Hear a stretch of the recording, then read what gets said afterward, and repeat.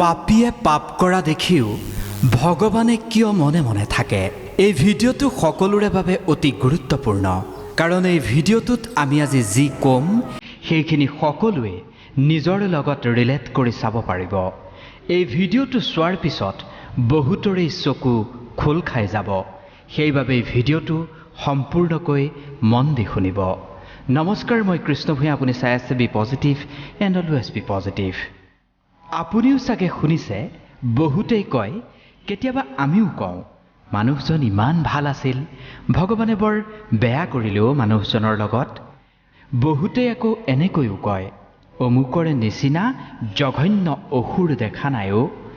এইবোৰক শাস্তি দিবলৈ নেদেখে নেকি ভগৱানে? নিজৰ চকুৰ সন্মুখত পাপ হৈ থকাটো কেনেকৈ চাই থাকিব পাৰে ভগৱানে? এনেকৈ বাৰু ভগৱানৰ প্ৰতি মানুহৰ বিশ্বাস আস্থা নোহোৱা হৈ যাব নেকি? ইয়াৰ বাবে আজি মই আপোনাক দুটা কাৰণ বুজাম। ভগৱানে পাপ কৰ্ম হৈ থকাৰ পিছতো কেনেকৈ চাই থাকিব পাৰে। তাৰ পূৰ্বে প্ৰথমে এটা সৰু কাহিনী শুনি লওক। এখন গাঁৱত ভগৱান বিষ্ণুৰ এটা মন্দিৰ আছিল। বৰ সুন্দৰ মন্দিৰ। গাঁৱৰে এজন লোকে মন্দিৰটো চোৱা চিতা কৰে। পুৱা গধূলি সদায় গা ধুই ভগৱানৰ আৰাধনা কৰে লোকজনে। মন্দিৰলৈ অহা ভক্তই যি দান দক্ষিণা দিয়ে সেইখিনিৰেই তেওঁ পৰিয়াল চলায়। মন্দিৰত পূজা কৰাৰ সময়তে নিজৰ সকলো কথা সদায় ভগৱানৰ মূৰ্তিটোৰ সন্মুখত ব্যক্ত কৰি গৈছিল লোকজনে। কেতিয়াবা নিজৰ কথা কয়, কেতিয়াবা পৰিয়ালৰ কথা কয়। এদিন ভগৱানৰ মূৰ্তিৰ সন্মুখত থিয় হৈ ভগৱানক কিছু অভিযোগ দি আছিল লোকজনে। হে ভগৱান, তোমাৰ জীৱন ইমান আৰামদায়ক, তুমিতো মন্দিৰৰ এটা স্থানত আৰামত থিয় হৈ থাকা, মানুহৰ প্ৰাৰ্থনা শুনি থাকা। কোনোবাই তোমাক লাড়ু দিয়ে, ভোগ দিয়ে, কোনোবাই প্ৰসাদ দিয়ে। তোমাৰ জীৱনটো ইমান সহজ, কিন্তু মোৰ জীৱনটো ইমান কঠিন, ইমান কষ্টদায়ক। এই সৰু জীৱনটোত মোৰ হাজাৰ ব্যাধি, হাজাৰ সমস্যা, হাজাৰ প্ৰত্যাহ্বান। দিনটো কাম কৰিলেহে কোনোমতে মই পৰিয়ালটোৰ খোৱামুঠি যোগাৰ কৰিব পাৰোঁ। কিন্তু পাপী আৰু দুষ্টসকলক চোৱাচোন, দিন ৰাতি কেৱল বেয়া অসৎ কাম কৰিও কেনেকৈ সুখত আছে। হে ভগৱান, যদি মোৰো জীৱনটো তোমাৰ দৰেই হ'লহেঁতেন, তেতিয়া কিমান চাগে সুখৰ হ'লহেঁতেন। নিজৰ ভক্তৰ এই কথা শুনি ভগৱান ৰৈ থাকিব নোৱাৰিলে। ভগৱান প্ৰকট হ'ল আৰু ভক্তজনক ক'লে, তুমি ভুল ভাবিছা। তুমি যেনেকৈ ভাবিছা কথাবোৰ তেনেকুৱা নহয়। দূৰৰ পৰা দেখি বেলেগৰ জীৱন ভালেই লাগে। যেতিয়া তেওঁলোকৰ বাস্তৱ জীৱনটো আমি জানি যাওঁ, তেতিয়াহে আমি বুজি পাওঁ, ইয়াৰ জীৱন দেখোন মোতকৈও কষ্টকৰ। তুমি মোৰ জীৱনটো সহজ বুলি ভাবিছা। মোৰ জীৱন তুমি ভবাৰ দৰে আৰামদায়ক নহয়। ময়ো বহুত বস্তু চাবলগীয়া হয়, বিভিন্ন ব্যৱস্থাৰ সৃষ্টি কৰিবলগীয়া হয়, বহু চিন্তা হয়।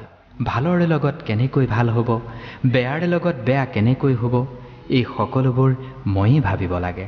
কোনোবাই যদি অসহায়জনক অন্যায় কৰে, পীড়িতজনক যদি কোনোবাই শোষণ কৰে, তেনেকুৱাত তেওঁলোকৰ ৰক্ষা কৰিবলগীয়া হয় ময়েই।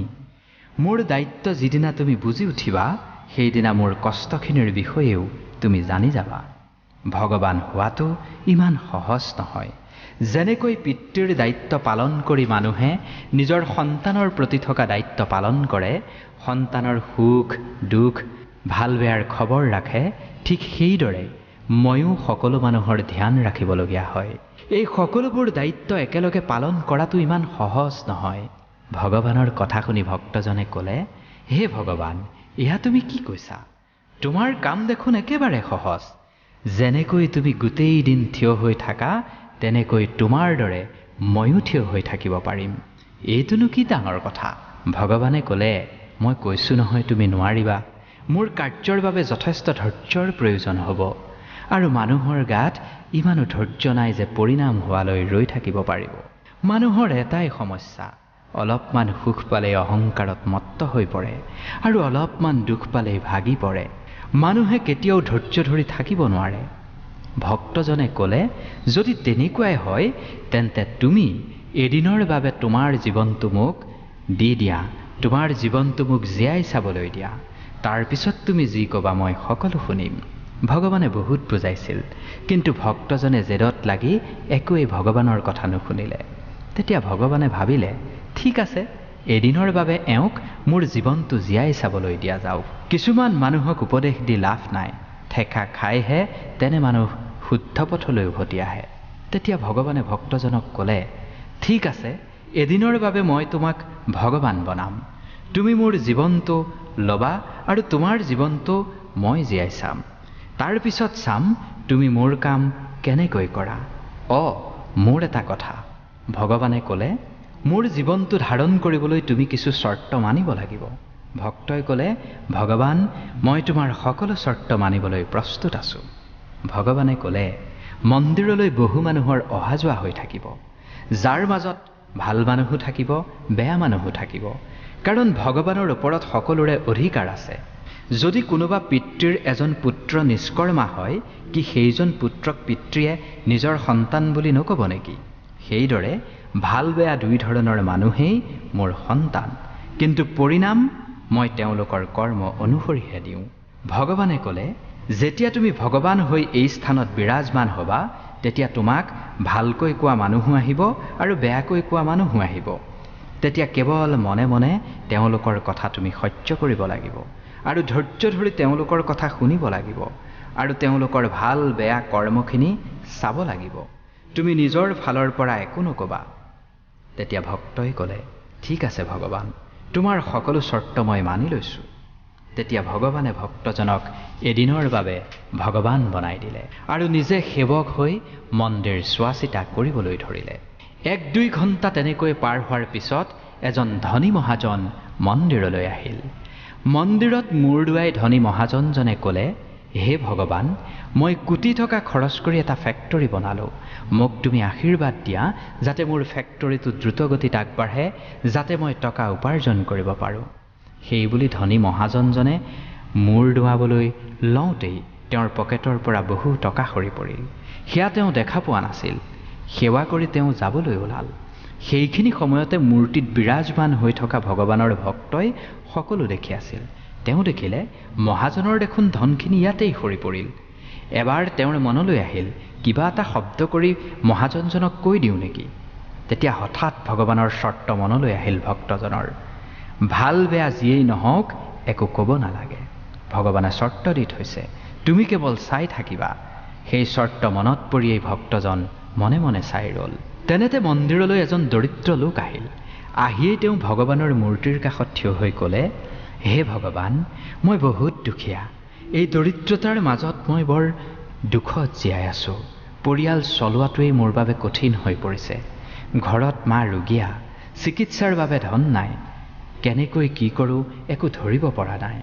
আজি মোৰ জেপত মাত্ৰ 10 টকা আছে। এই 10 টকাৰে মই কিনো পাম? কিবা এক কৃপা কৰা ভগৱান। ইমানখিনি কৈয়েই দৰিদ্ৰ লোকজন সেই স্থানৰ পৰা যাবলৈ বিচাৰিলে। তেনেকুৱাতে লোকজনৰ চকু পৰিল পৰি থকা ধনখিনিত। লগালগ দৰিদ্ৰ লোকজনে ধনখিনি উঠাই ল'লে। আনন্দত দুখীয়া মানুহজন ক'ব নোৱাৰা হৈ পৰিল আৰু ভগৱানক পাৰে মানে ধন্যবাদ দি ক'লে, হে ভগৱান, তুমি সঁচাই মহান। ইমান সোনকালে তুমি মোৰ প্ৰাৰ্থনা স্বীকাৰ কৰিলা। এতিয়া এই ধনখিনিৰে মই পৰিয়ালৰ খোৱাৰ ব্যৱস্থা কৰিব পাৰিম, মাৰ চিকিৎসা কৰিব পাৰিম। এই বুলি ধন্যবাদ দি দুখীয়া মানুহজন আঁতৰি গ'ল। ইপিনে মূৰ্তিৰ মাজত বিৰাজমান হৈ থকা ভক্তজনে ভাবিবলৈ ধৰিলে, এই ধনখিনিতো মহাজনৰহে আছিল, কিন্তু ধনখিনি দৰিদ্ৰজনে উঠাই নিলে। এবাৰ ভাবিলে শব্দ এটা কৰি কৈ দিওঁ নেকি, কিন্তু পুনৰ ভগৱানৰ সেই চৰ্ত মনত পৰি গ'ল। সেইবাবে মৌন হৈয়ে ৰ'বলগীয়া হ'ল। দৰিদ্ৰ লোকজন যোৱাৰ পিছত মন্দিৰলৈ আৰু এজন লোক আহিল। সেইজন এজন সৈনিক আছিল। এমাহৰ বাবে যুদ্ধলৈ যাবলৈ ওলাই আহিছে তেওঁ। মন্দিৰত তেওঁ প্ৰাৰ্থনা কৰিবলৈ আহিছে যাতে তেওঁৰ যাত্ৰা সুৰক্ষিত হয়, যাতে সুস্থ শৰীৰে তেওঁ ঘৰলৈ উভতি আহিব পাৰে। ঠিক সেই সময়তেই সেই মন্দিৰটোত আৰক্ষীসহ উপস্থিত হ'ল ধনী মহাজনগৰাকী। ধনী মহাজনগৰাকীয়ে ধনখিনি চুৰি কৰা বুলি আৰক্ষীক অভিযোগ দি সৈনিকজনক আটক কৰাই দিলে। আৰক্ষীক ক'লে, মোৰ পিছত মন্দিৰলৈ এওঁৱেই আহিছিল, এওঁৱেই মোৰ ধনখিনি চুৰি কৰিছে। আৰক্ষীয়ে সৈনিকজনক আটক কৰিলে। সৈনিকজনৰ কোনো কথা আৰক্ষীয়ে শুনা নাছিল। এই কথা ভগৱান হৈ থকা ভক্তজনৰ মুঠেও হজম নহ'ল, কাৰণ সৈনিকজনটো একেবাৰেই নিৰ্দোষী আছিল। ধনখিনিতো লৈ গৈছিল দৰিদ্ৰ লোকজনেহে। ভগৱান হৈ থকা ভক্তজনৰ এই অন্যায় সহ্য নহ'ল। ভগৱানে মনে মনে থাকিবলৈ দিয়া চৰ্তৰ কথা মনত পেলাই চুপ হৈ থাকিব বিচাৰিছিল তেওঁ, কিন্তু সমান্তৰালভাৱে অন্যায়খিনি চাই থাকিব পৰা নাছিল। কাৰণ মনে মনে থাকিলে এজন নিৰ্দোষীয়ে শাস্তি পাব। তেওঁ ৰৈ থাকিব নোৱাৰিলে। তেওঁ কৈ দিলে, মহাজন, তোমাৰ ধন সৈনিকে চুৰ কৰা নাই। তেওঁৰ পূৰ্বে অহা এজন দৰিদ্ৰইহে তোমাৰ টকাখিনি লৈ গৈছে। মই ভগৱান, মই সকলো দেখিছোঁ। ভগৱানৰ এই কথা শুনি আৰক্ষীয়ে এৰি দিলে সৈনিকজনক। লগে লগে সেই দৰিদ্ৰ লোকজনক আৰক্ষীয়ে ধৰি আনিলে আৰু তেওঁৰ পৰা কাঢ়ি ল'লে মহাজনৰ ধনখিনি। দৰিদ্ৰ লোকজন বৰ নিৰাশ হ'ল। ইয়াৰ পিছত এদিনৰ সময় যেতিয়া সম্পূৰ্ণ হ'ল, মন্দিৰলৈ ভগৱান আহিল। তেতিয়া ভগৱান হোৱা ভক্তজনে দিনটোৰ সম্পূৰ্ণ ঘটনাক্ৰম ভগৱানক বিৱৰি ক'লে আৰু বৰ গৌৰৱেৰে ক'লে, হে ভগৱান, আজি মই এজন সৈনিকক অন্যায় হোৱাৰ পৰা ৰক্ষা কৰিলোঁ। চোৱা, এদিন ভগৱান হৈয়ে মই কেনেকুৱা মহত্বপূৰ্ণ কাম কৰিলোঁ। ভক্তৰ কথা শুনি ভগৱানে ক'লে, তুমি কোনো ন্যায় কৰা নাই, তুমি কেৱল অন্যায়হে কৰিলা। সেই দৰিদ্ৰজনক ধৰাই দি তুমি তেওঁৰ পৰিয়ালৰ মুখৰ আহাৰ কাঢ়ি খালা। তেওঁৰ ৰোগীয়া মাতৃক চিকিৎসাৰ পৰা বঞ্চিত কৰিলা। তুমি বহুত বেছি অন্যায় কৰিলা। সেই মহাজনগৰাকী বহুত বেছি অধৰ্মী আছিল। তেওঁ অসৎ পথেৰে ধন সম্পত্তি গঢ়ি তুলিছে। দৰিদ্ৰজনৰ পেটত মাৰি তেওঁ ধন উপাৰ্জন কৰিছে।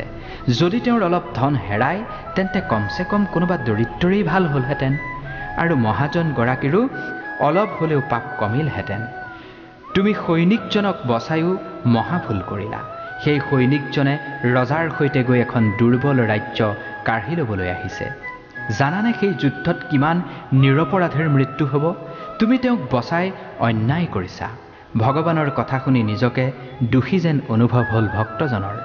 ভক্তই ক'লে, ভগৱান, মই সেইখিনিহে বুজিছোঁ যিখিনি মই নিজ চকুৰে দেখিছোঁ।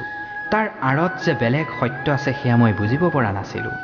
হে ভগৱান, এই ব্ৰহ্মাণ্ড তুমিয়েইহে চলাব পাৰিবা। জীৱনৰ প্ৰতিটো মুহূৰ্ত তুমিহে ভালকৈ উপলব্ধি কৰিব পাৰা। তুমি যি কৰা ভালেই কৰা, ভুল আমি, যি জীৱনৰ বাস্তৱ বুজি নাপাওঁ। যেতিয়া আমাৰ মতে একো নহয়, তেতিয়া আমি ধৈৰ্য হেৰুৱাই ভগৱানক গালিগালাজ কৰোঁ, তেওঁক দোষ দিয়া আৰম্ভ কৰোঁ। আমি বুজি নাপাওঁ আমাৰ লগত হোৱা বেয়াখিনিৰ মাজতো ভগৱানৰ কিবা নহয় কিবা উদ্দেশ্য থাকে। যিখিনি আগলৈ আমাৰ বাবে ভালো হ'ব পাৰে, সেইবাবে কিবা গুৰুত্বপূৰ্ণ কাম কৰাৰ পূৰ্বে ইয়াৰ পৰিণাম কি হ'ব সেয়া ভাবি চোৱা ভাল। যদি আপোনাৰ লগত আপুনি বিচৰা ধৰণেৰে একো হোৱা নাই, তেতিয়া সেয়া ভগৱানৰ ইচ্ছা, তেওঁ বিচাৰিছে বুলি ধৰি লওক, আৰু ভগৱানে যি কৰে সেয়া ভালেই কৰে। এতিয়া সেই দুটা কাৰণ জানি লওঁ আহক, কি কাৰণে পাপ হোৱা দেখিও কিয় মনে মনে থাকে ভগৱান। প্ৰথমটো কাৰণ হ'ল, ভগৱানে আপোনাক তেতিয়ালৈকে সহায় নকৰে যেতিয়ালৈকে আপুনি বেলেগৰ ওপৰত নিৰ্ভৰ কৰি চলি থাকিব। যিদিনা আপুনি ভগৱানৰ ওপৰত নিৰ্ভৰশীল হৈ যাব, তেওঁ আপোনাক সহায়ৰ বাবে নিশ্চয় আহিব। বেলেগৰ ওপৰত নিৰ্ভৰ কৰাৰ বাবেই ভগৱানে দ্ৰৌপদীৰো লাজ বচোৱা নাছিল। দ্বিতীয়টো কাৰণ হ'ল, ভগৱানে কৰ্মৰ প্ৰতি ধ্যান দিয়ে। কাক কোন কৰ্মৰ বাবে কি দণ্ড দিব লাগে, কোনে কি কৰ্মৰ বাবে কি ফল পাব, আপোনাৰ আগৰ পিছৰ সকলো কৰ্মৰ হিচাপ কৰে আৰু তাৰ আধাৰতেই ভাল বেয়াখিনি নিৰ্ভৰ কৰে। নিজকে ভগৱানক সমৰ্পণ কৰি আগবাঢ়ক। ভগৱানে কেতিয়াও আপোনাৰ বেয়া হ'বলৈ নিদিয়ে। ভিডিঅ'টো যদি ভাল লাগিল অনুগ্ৰহ কৰি লাইক কৰিব, কমেণ্ট কৰিব, শ্বেয়াৰ কৰিব আৰু চেনেলটো ছাবস্ক্ৰাইব কৰি দিবলৈ নাপাহৰিব। ধন্যবাদ।